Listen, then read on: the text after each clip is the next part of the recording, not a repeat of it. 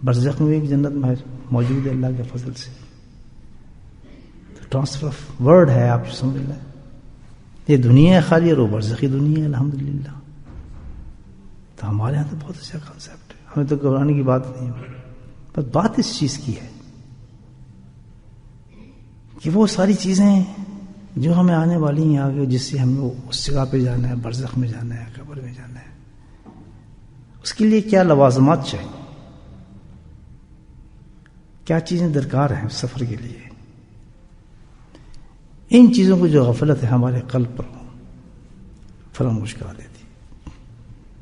تو پھر یہ مجالس, یہ مواعظ, جو علماء اکرام کی محنت, اب میری بات سن رہے ہیں, پھر جمعہ آئے گا, امام مسجد جو ہوں گے وہ پھر بتائیں گے ایسی باتیں, پھر جماعت آئے گی, دین و تبلیغ کا اس کا کام ہوگا, وہ بتائیں گے. تو اللہ نے اتنے اہتمام کیے ہوئے ہیں ہماری غفلتوں کو اتارنے کے لیے کہ جس کا کوئی انتہا ہی نہیں. لیکن اس کے باوجود بھی جو ہے ہم غفلتوں میں ڈوبے ہوتے ہیں. اور اس مجلس کا بھی مقصد یہی ہے الحمدللہ بیٹھنے کا, کہ غفلت کو, اپنے مقصد کو جو ہم بھول چکے ہیں غفلتوں میں, فراموش کر دیا ہے, اس کو کیچ کریں. کہ اگر موت کو دیکھنے سے پہلے غرغرے سے اگر انسان توبہ کر لیتا ہے تب بھی معاف کر دیتا. تو یہ بڑا اچھا موقع ہے. شب جمعہ ہے, جمعے کی رات ہے, درودوں کی رات ہے, بڑے بڑے انعامات ہیں الحمدللہ اس میں. آنے والا دن جو عید کا دن ہے, وہ عید کے دن میں جو نماز ہوتی ہے اس کی جگہ اللہ نے اور عبادات دے دی ہیں ہمیں پڑھنے کے لیے. سورہ کہف پڑھیں جمعے پر, سورہ دکان پڑھیں رات کو. اس کے خاص ماشاءاللہ زیور دی ہے اس عید کا جو کل آنے والی ہے. اور اس کے ساتھ یہ ہے کہ میرے حبیب پہ کثرت سے درود بھیجو. انعام اس کا یہ ہے جمعے پر اللہ کے نبی فرماتے ہیں کہ جب مجھ پہ کثرت سے جمعے میں درود بھیجتا ہے, اس کا بڑا انعام یہ ہے کہ میرے سامنے پیش کیا جاتا ہے آپ کے نام سے, آپ کے والدین کے نام سے. کیا حیت ہوگی اس کی, کیا صورت ہوگی کہ آپ کو ہمارا درود شریف جائے, کہاں ایک گندے آدمی ہم اور ہمارا درود وہاں چلا جائے. تو یہ ایک بڑی رات ہے اس بات سے کہ وہ پرفیکشن چاہتا ہے ہر چیز میں, کامل ہو, مکمل ہو, اچھی چیز ہو. ٹھیک ہے, بہت اچھی چیز ہے. لیکن کئی یہیں تک ہے معاملہ پرفیکشن کا جو اللہ نے عادت ڈالی ہے. ہم پہلے عرض کیا جیسے میں نے آپ سے, اچھی عادت ہے یہاں یہ کام کرتے ہیں, لیکن یہ تو سوچیں آگے جہاں جانا ہے اس کے لیے پرفیکشن تیار نہیں کرنا ہے, کامل نہیں ہونا چاہیے. وہ چیز ہونی چاہیے نہیں, کیونکہ ایک جو اگلی زندگی ہے ہماری وہ تو دائمی زندگی ہے. یہاں تو ہم نے رہنا ہے 50 سال, 60 سال, 70 سال, اس کو آدھا کر دیں 30 ہو جائے, اس کو بھی آدھا کر دیں 10 سال. اس سے زیادہ ہمارے پاس زندگی نہیں ہے اس دنیا کے لیے. اس میں تو اتنی ہماری تقدو ہے, محنت ہے اور کوشش ہے کہ ہر چیز جو ملے کیا ملے, مکمل اور کامل ملے. تو اگلے آنے والی زندگی کے بارے میں آپ سوال کرتا ہوں میں آپ سے, اپنے آپ سے, کہ کیا ہماری یہی سوچ ہے؟ اتنی فکر مند ہے اس زندگی کے بارے میں جتنے یہاں فکر رکھتے ہیں ہر چیز کو پرفیکٹ دیکھنے کے لیے؟ ایمانداری سے سوچیں, آنےسٹلی سوچیں گے نا, میرا خیال -1% نکلے گا. کمپیئر کر لیں کہ جتنی پرفیکشن. اور پھر جب آدمی یہ چاہتا ہے کہ پرفیکٹ مکمل ہو تو ظاہر ہے اس کے لیے کوشش کرتا ہے آدمی, یا کوشش کرتے ہیں نا بھی میرا مکان پرفیکٹ ہو تو پھر میں اس کے لیے کوشش بھی کروں گا. کوشش کے ساتھ ساتھ میں کہتا ہوں میری صحت اچھی ہو.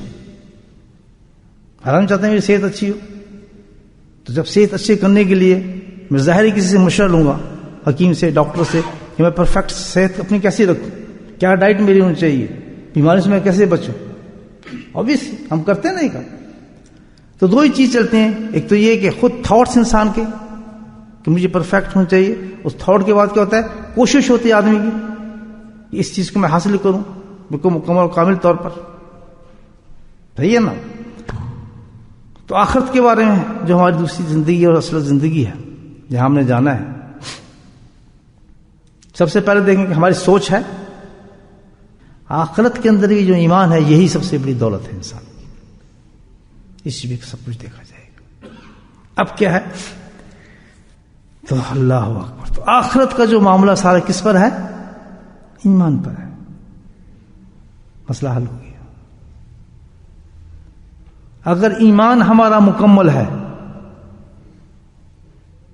اگر ایمان ہمارا مکمل ہے تو آخرت کی ساری زندگی مکمل ہے، بیسوی ہے۔ اگر ایمان ہمارا مکمل ہے تو پھر آخرت ہماری پوری مکمل ہے، الحمدللہ۔ کیوں کہ جب ایمان مکمل ہے تو نماز بھی مکمل ہے، قرآن بھی مکمل ہے، حج بھی مکمل ہے، ہر عبادت جو ہے ہماری مکمل ہے۔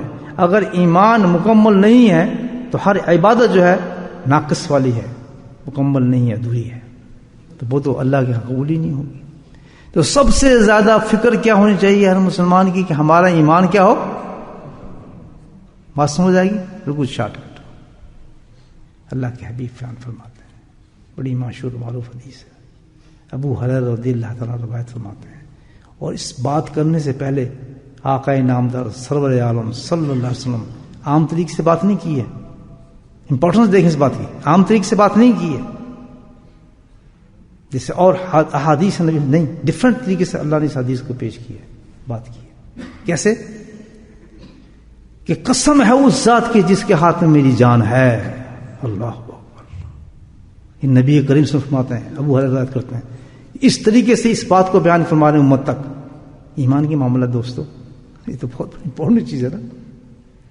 اس ذات کی قسم جس کے ہاتھ میں میری جان ہے، لوگوں سنو، سنو،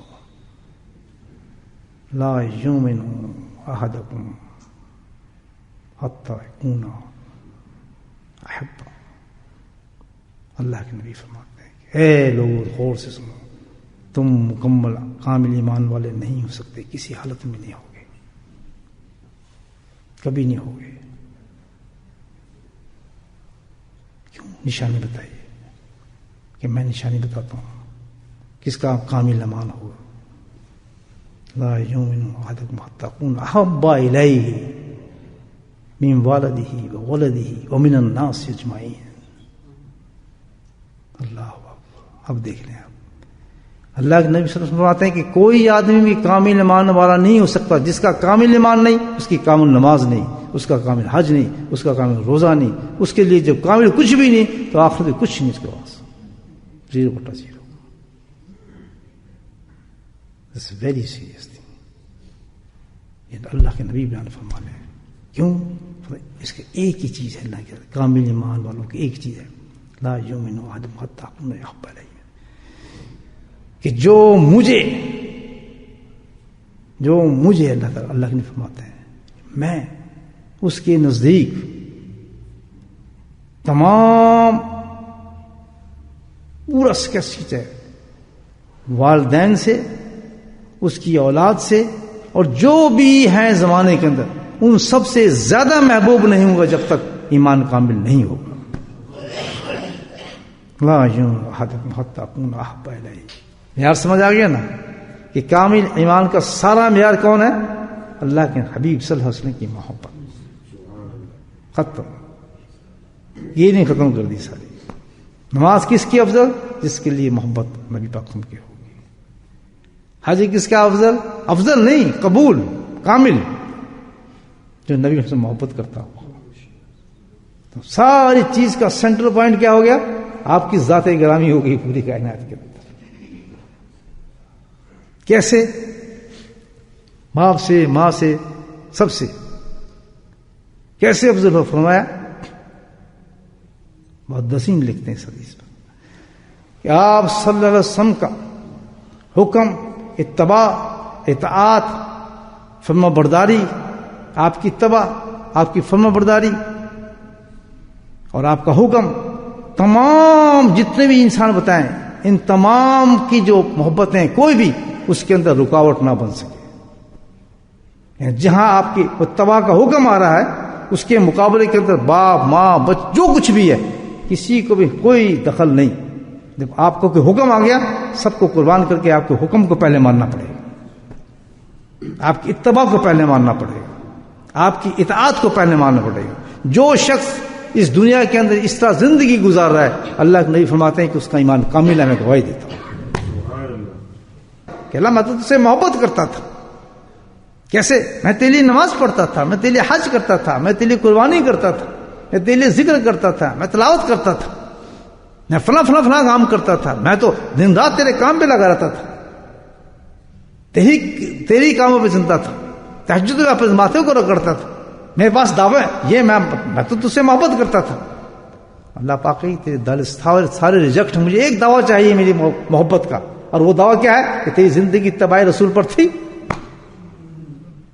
قرآن ہے نا، میں کوئی بھی تیرا دعویٰ ایکسپٹ نہیں کروں گا یا نہ کوئی عبادت، سب سیکنڈری چیز ہے. مجھے ایک دعویٰ چاہیے، دلیل چاہیے تیری محبت کی. دعوے کے اوپر کیا ہوتی ہے بھائی؟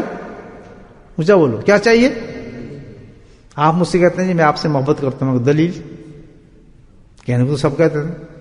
ہمارے پاس کیا دلیل ہے نبی ہم محبت کی؟ کہ میں بڑا اونچا نعرہ مارتا ہوں. ہاں سبحان اللہ، کیا دلیل ہے؟ جی آپ کے جب ذکر ہوتا ہے تو میں روتا ہوں. واہ کیا محبت کی دلیل ہے، سبحان اللہ. جب آپ کا ذکر ہوتا ہے تو بس میرے سینے میں آگ لگ جاتی ہے، میں اپنے کپڑوں کو پھاڑ دیتا ہوں. عشق ہے. اللہ کہتا ہے میرے نزدیک تو ایک دلیل ہے، تیرا ہر سانس نکلے تو اتباع رسول پہ نکلے.